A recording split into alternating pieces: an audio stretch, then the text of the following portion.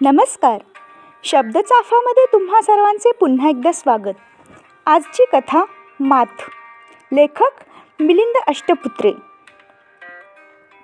तो 50शीचा, सुखवस्तू कुटुंबातला, एका मल्टीनॅशनल कंपनीत चांगल्या मोठ्या पदावर कार्यरत, हाताखाली भरपूर स्टाफ, दरवर्षी घसघशीत पगारवाढ, परदेश दौरे, पंचतारांकित हॉटेलमध्ये स्टे.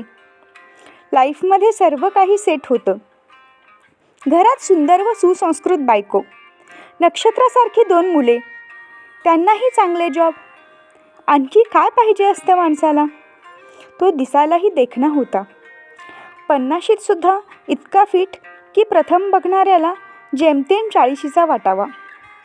स्वभावाने रसिक, जीवनात सगळी सुखे भरभरून उपभोगावीत अशा मताचा. सुंदर आणि उच्चशिक्षित बायकोशी लग्न झाले असल्यामुळे त्याच्या बौद्धिक आणि शारीरिक गरजा पूर्णपणे शमल्या होत्या. पण आताशा त्याच्या बायकोला विरक्ती आली होती.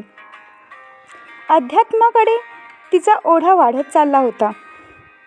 फक्त सुखे ओरबाडत राहणे म्हणजे आयुष्य जगणे नव्हे असं तिला वाटू लागलं होतं. त्या दृष्टीने वाचन चिंतन करण्यात तिला गोडी वाटू लागली होती. त्याला तिचं हे मत अजिबात मान्य नव्हतं. अध्यात्म, स्वचा शोध, आत्मा, परमात्मा वगैरे विषयांचा त्याला तिटकारा होता.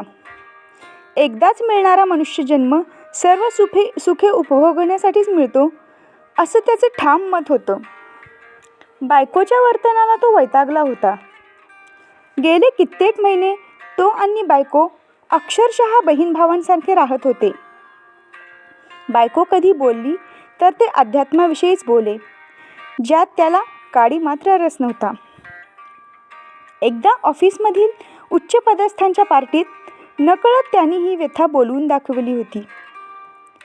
4 पेग घशाखाली गेले की मन की भडास बाहेर यायला लागते. तसंच काहीसं झालं होतं. अरे यार, सगळ्याच बायका अशा असतात. कंपनीचा मार्केटिंग हेड शर्मा विस्कीचा घोट घेत म्हणाला, बीवी को भूल जाओ अभी, दुसरी काहीतरी सोय कर. डोळे मिचकावत शर्मा बोलला आणि तो एकदम चमकला. अरे खरंच की, हे आपल्या डोक्यात आधीच कसं आलं नाही. त्याला स्वतःचेच आश्चर्य वाटले. पण जसा जसा तो विचार करू लागला तसं तसं ते किती अवघड आहे हे त्याच्या लक्षात येऊ लागलं. हाताखालच्या स्टाफमध्ये असणाऱ्या सर्व बायका त्याला आठवल्या. काही सुंदर, काही सामान्य, काही बेढब तर काही कमनीय. पण त्यांच्यापैकी कोणीच त्या दृष्टीने योग्य नव्हती आणि त्यांच्या बाबतीत असा काही प्रयत्न करणंही धोकादायक होतं.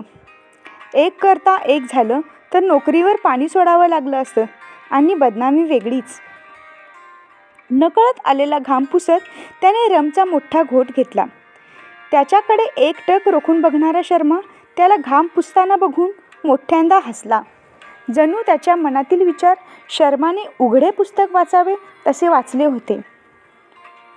ऑफिसमध्ये काही लफडं करू नकोस, सगळ्या करिअरची होळी होईल. डोळे बारीक करून त्याच्याकडे एकटक बघत शर्मा बोलला. शर्माने आपल्या मनातील विचार ओळखल्याचे लक्षात येताच त्याचा चेहरा पडला. त्याच्या ओशाळून पडलेल्या चेहऱ्याकडे पाहून शर्मा पुन्हा खदाखदा हसला. इतका खचून जाऊ नकोस यार, मी तुला भन्नाट आयडिया देतो. त्याच्या कानाजवळ आपलं तोंड नेत शर्मा बोलला. उत्सुकतेने शर्माचं पुढील बोलणं तो ऐकू लागला. पुढची काही मिनिटं शर्मा त्याच्या कानात काहीतरी पुटपुटत होता. त्याचं बोलणं संपलं आणि मोठ्यांदा हसत शर्माने त्याला टाळी दिली. अहो, आज मी मंदिरात प्रवचनाला जाणार आहे. स्वातीला म्हणावं 2 पोळ्या कमी कर, मी जेवायला नाही आहे. प्रवचनानंतर मंदिरात प्रसादही आहे आणि तुमचा डबा भरून घ्या आजचा दिवस, नाहीतर मग कॅन्टीनला जेवा. घाईघाईने त्याला सूचना देत बायको आवरत होती. तिचे बोलणे ऐकून त्याला आनंदाच्या उकळ्या फुटल्या. स्वाती येईल त्यावेळी घरात इतर कोणीच नसणार होते, तो आणि ती. अचानक त्याचे मन भूतकाळात शिरले. ऑफिसमधील त्या दिवशीच्या पार्टीत मिळालेला गुरुमंत्र डोक्यात घोळवत तो घरी वावरत होता. त्याच्या गरजा पूर्ण करण्याचा सहज आणि सोपा उपाय शर्माने सांगितला होता. सर्वात महत्त्वाचे म्हणजे यात कुठलाही धोका नव्हता. Housemaid, target housemaid, this is the best and safest way. Sharma त्याच्या कानात पुटपुटला होता. त्या दिवसापासून तो स्वातीवर लक्ष ठेवून होता. 35शीतील नीटनेटकी अटकर बांध्याची सावळी सती त्यांच्या घरी स्वयंपाकासाठी येत होती.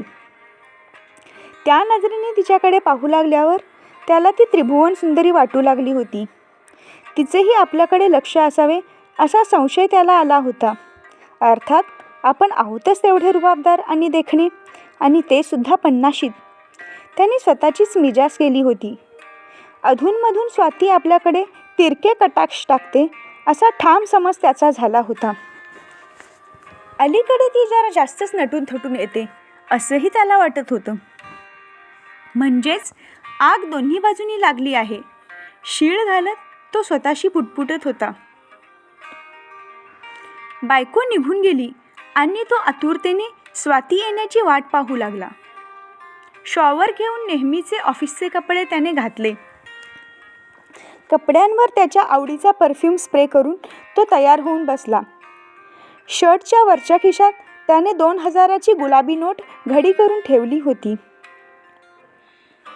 पैसा बोलता है मालिक, स्वतःशीच तो पुटपुटला. ती गुलाबी नोटच त्याला हवं ते मिळवून देणार होती. दरवाजाची बेल वाजली आणि त्यानं पुढे होऊन दार उघडलं.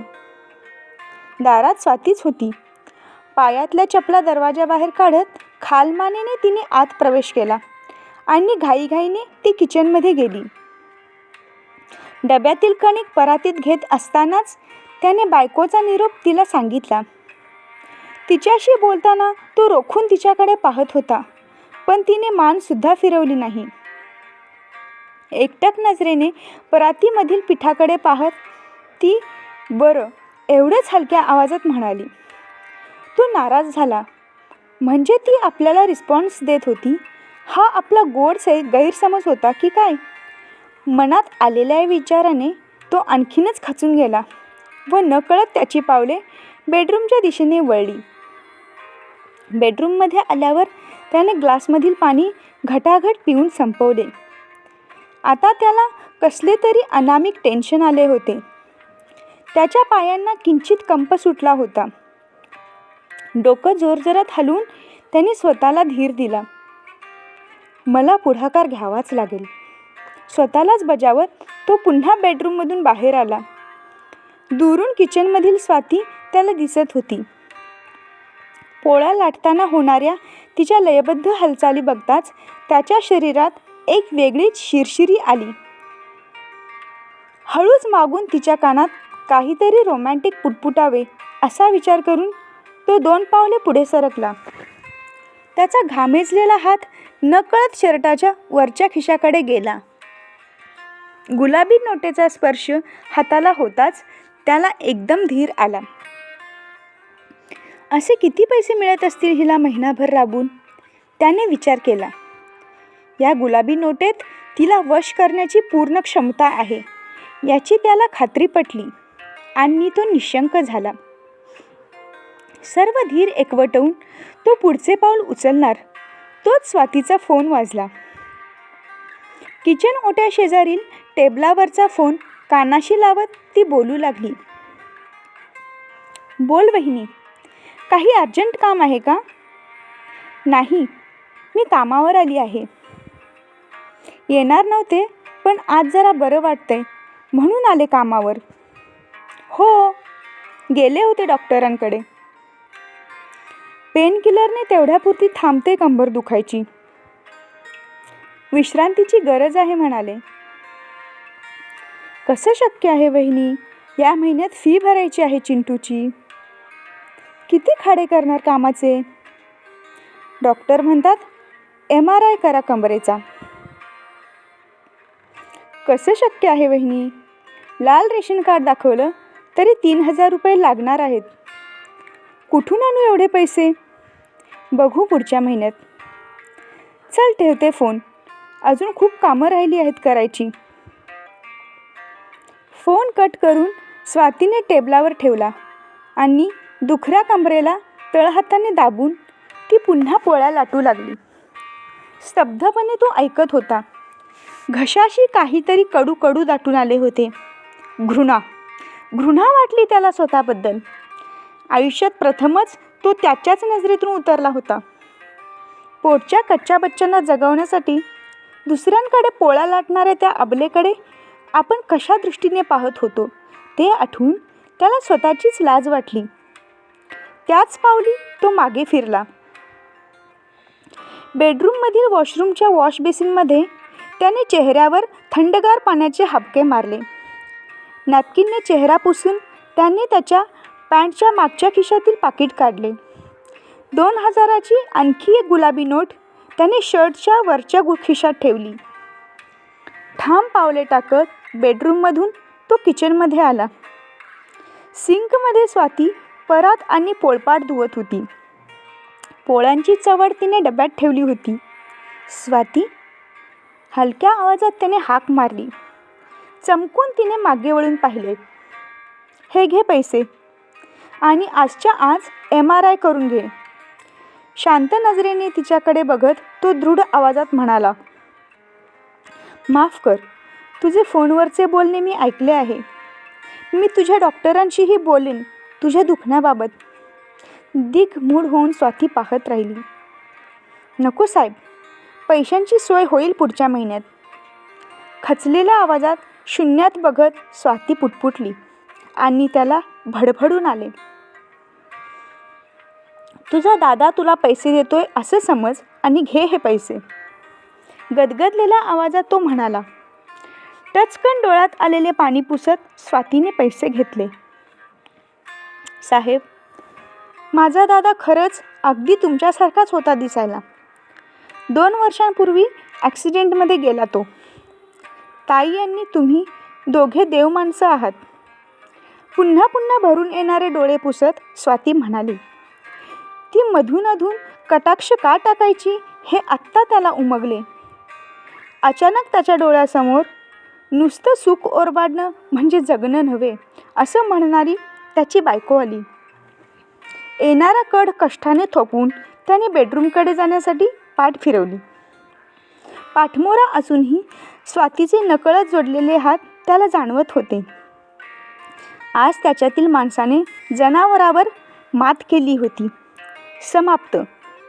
कथा आवडली तर आमचे शब्दचाफा हे चॅनल जरूर सबस्क्राईब करा. तोपर्यंत धन्यवाद.